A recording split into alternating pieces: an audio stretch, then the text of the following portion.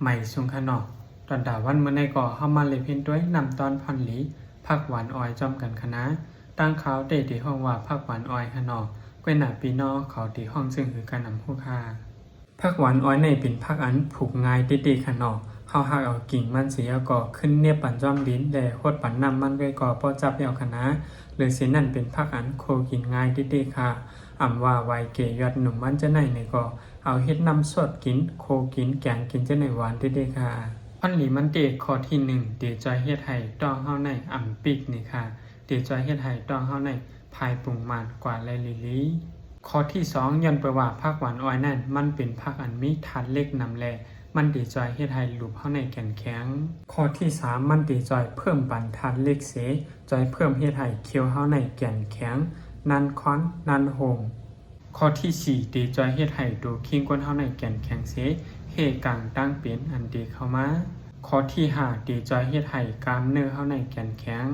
ข้อที่6สังว่าเป็นตั้งเป็นอำนั้นมีตั้งเป็นตาไก่เจี๊ยบจังได๋แม่นเด็กๆค่ะไก่กินปานไหนตีจอยเฮ็ดให้ตั้งเป็นเช่นนั้นเขียวยอมลงกว่า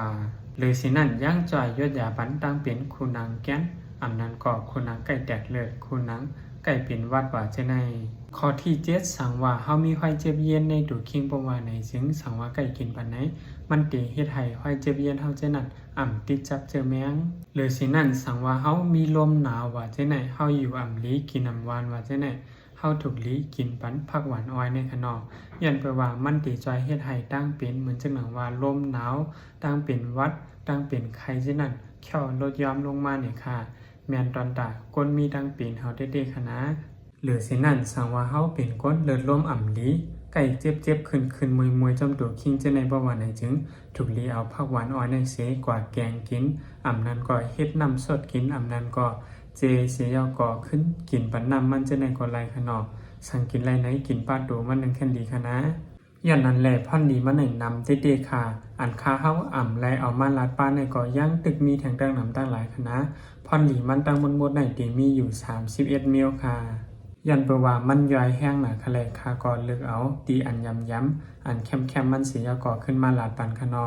อย่างนั้นแหละพ่อนดีมันนำหนาอย่าลืมอ่อนกันหากินแหล่อ่อนกันหาเอามาผูกไว้จอมเฮือนจอมเย่เฮาค่ะหนังหื้อตีเป็นแห้งใจตอนตาข้าเฮาเฮ็ดคลิปวิดีโอกว่าแทงเข้านานั่นแค่นต่อใจสืบปืนเพบันวิดีโอหัวในใหญ่นำเสคำคายินจมขอบใจค่ะ